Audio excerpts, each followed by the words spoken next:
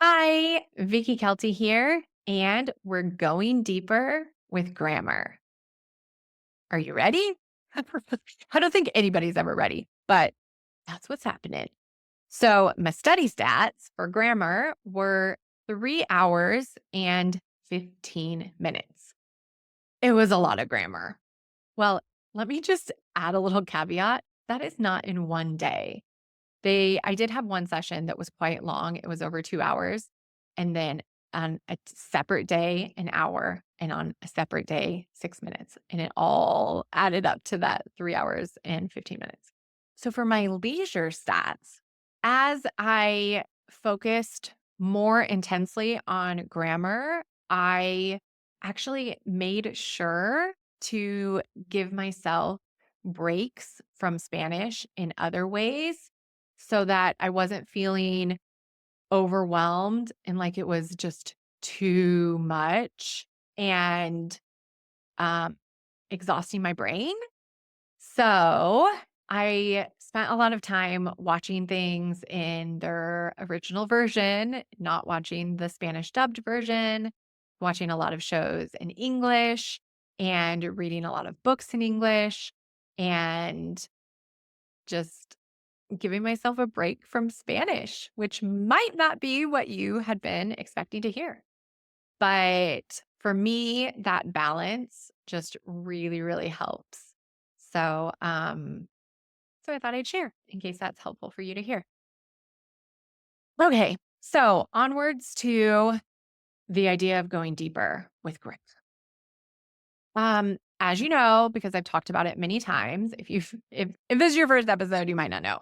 But in past episodes, I've definitely touched on the fact that I am working to improve my grammar in certain areas. And this time is no different. I've been continuing this journey of improving my grammar, and I've been focusing on the past yet again. And I decided to do some grammar review. And I, again, was trying to be really intentional with it and not get stuck in the learning and skip the using.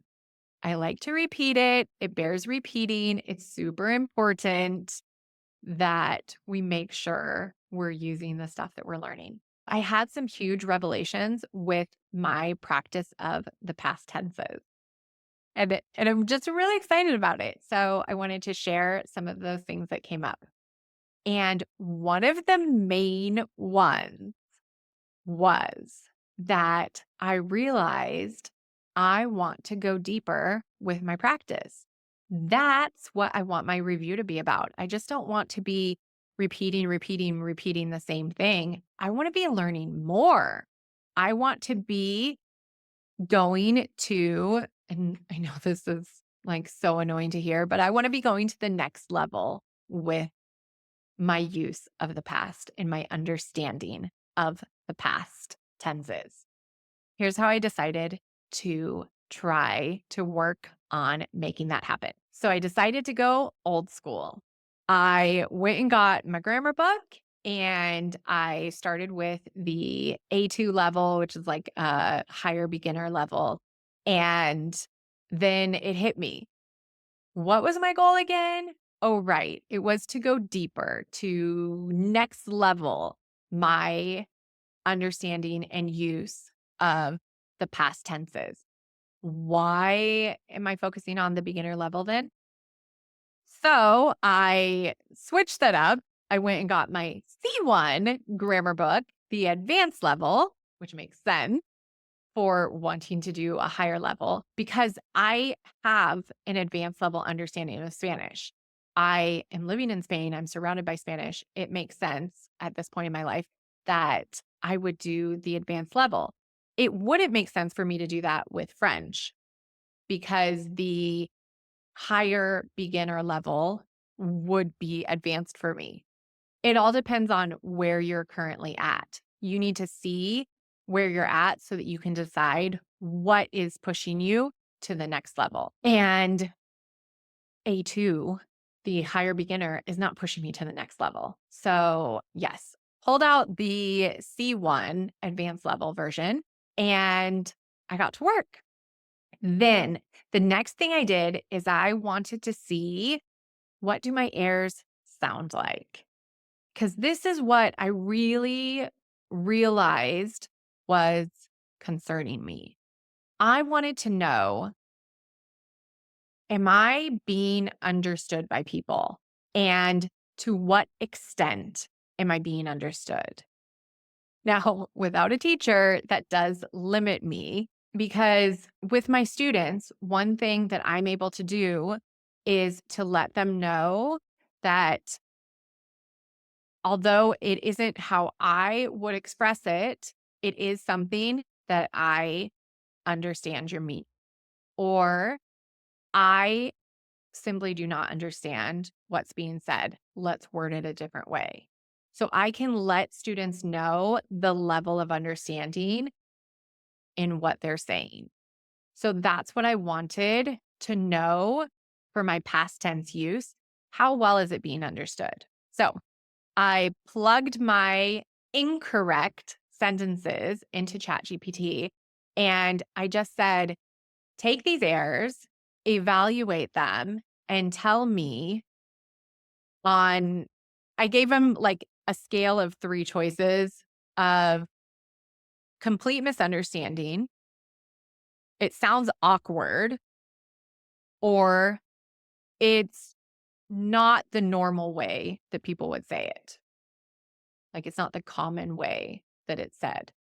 And so I had it go through my sentences and let me know its evaluation, which we know it's not going to be, ChatGPT isn't going to be 100% correct, but it gave me, like a baseline to work off of.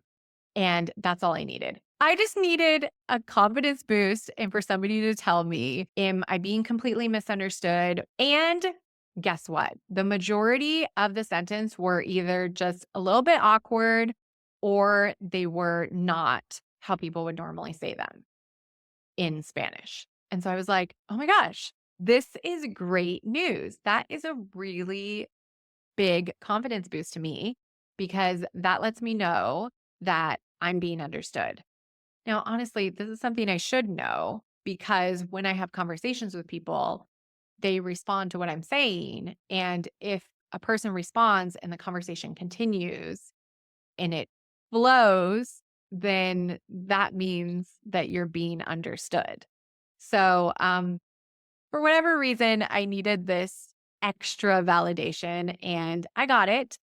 And now I can just keep growing from there. I've dug deeper and got to find out some really cool things about how I'm doing with my past tense use. And I feel really good about that. Now, my question to you is, where can you go deeper with your grammar practice so that you can keep improving and keep being understood by other people in conversations? Because at the end of the day, that is, at least for me, what my main goal really truly is, just to be able to connect with more people and be understood and understand them as well. So I would love for you to share with me what grammar you want to go deeper with and how you are planning to go deeper with your practice.